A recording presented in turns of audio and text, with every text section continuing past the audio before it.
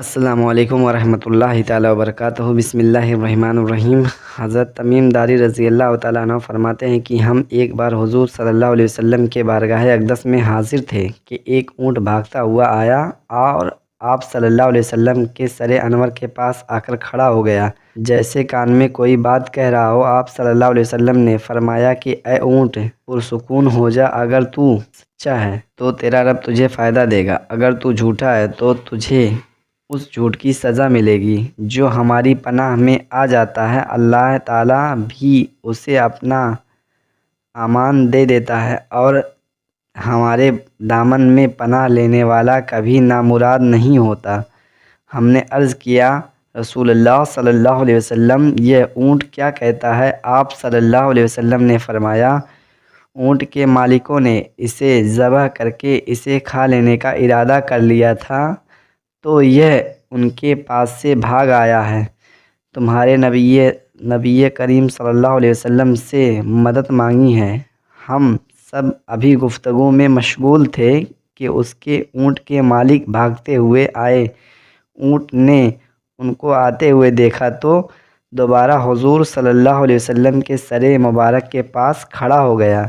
اب آپ صلی اللہ علیہ وسلم کے پیچھے چھپنے لگا۔ ان کے مالکوں نے عرض کیا، یا رسول اللہ صلی اللہ علیہ وسلم، یہ ہمارا اونٹ 3 دن سے ہمارے پاس سے بھاگا ہوا ہے، اور آج یہ ہمیں آپ کی خدمت میں ملا ہے۔ اس پر آپ صلی اللہ علیہ وسلم نے فرمایا، یہ میرے سامنے شکایت کر رہا ہے کہ یہ تمہارے پاس کئی سال تک پلا بڑھا۔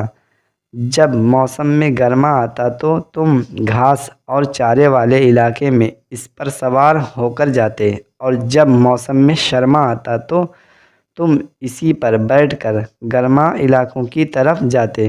اب جب کہ اس خستال کی عمر میں پہنچ گیا ہے تو تم اسے ذبح کر کے اس کا گوشت کھا لینے کا ارادہ کر لیا ہے۔ انہوں نے عرض کیا، خدا کی قسم یا رسول اللہ صلی اللہ علیہ وسلم، یہ بات بالکل اسی طرح ہے جس طرح آپ نے فرمایا۔ اس پر حضور صلی اللہ علیہ وسلم نے فرمایا، ایک اچھے خدمت گزار کی اس کے مالکوں کی طرف سے کیا یہی جزا ہوتی ہے؟ تو وہ عرض گزار ہوئے کہ یا رسول اللہ صلی اللہ علیہ وسلم، اب ہم نہ اسے بیچیں گے اور نہ ہی اسے ذبح کریں گے۔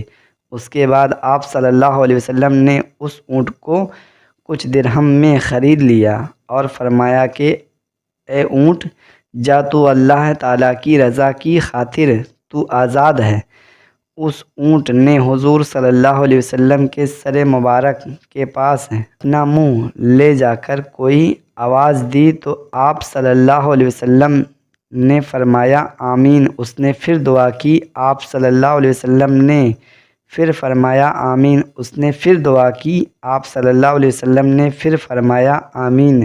اس نے جب چوتھی مرتبہ دعا کی تو آپ صلی اللہ علیہ وسلم آپ دیدہ ہو گئے، آنکھوں سے آنسو بہنے لگے۔ ہم نے عرض کیا، رسول اللہ صلی اللہ علیہ وسلم، یہ اونٹ کیا کہہ رہا ہے؟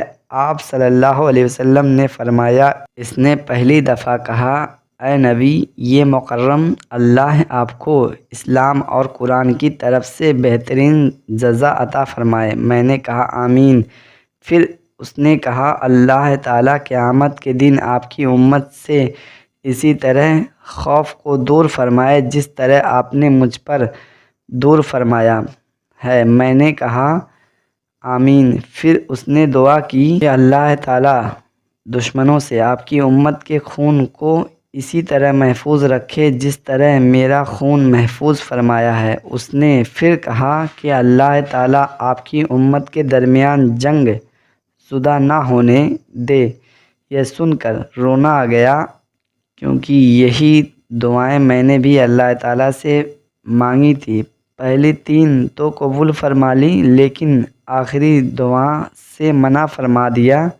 جب جبرائیل علیہ السلام اللہ تعالیٰ کی طرف سے مجھے خبر دی ہے کہ میری یہ امت آپس میں جنگ کر کے فنا ہوگی، جو کچھ ہونے والا ہے قلم سے اسے لکھ چکا ہے۔ محترم حضرت نبی کرم صلی اللہ علیہ وسلم کے حدیث مبارک میں جو لکھا ہے، آج بالکل سچ نظر آ رہی ہے۔ آج کے دور پر نظر دوڑائیں تو ہم دیکھتے ہیں کہ مسلمان کس طرح ایک دوسرے کے خون کے پیاسے ہیں، ایک دوسرے کو کس طرح قتل کرنے کو تیار ہیں، فرقہ واریت کے نام پر ایک دوسرے کے جان کے دشمن بنے ہوئے ہیں۔ جتنا نقصان مسلمان کا کیا ہے، اتنا شاید کافروں نے مسلمان کا نہیں کیا۔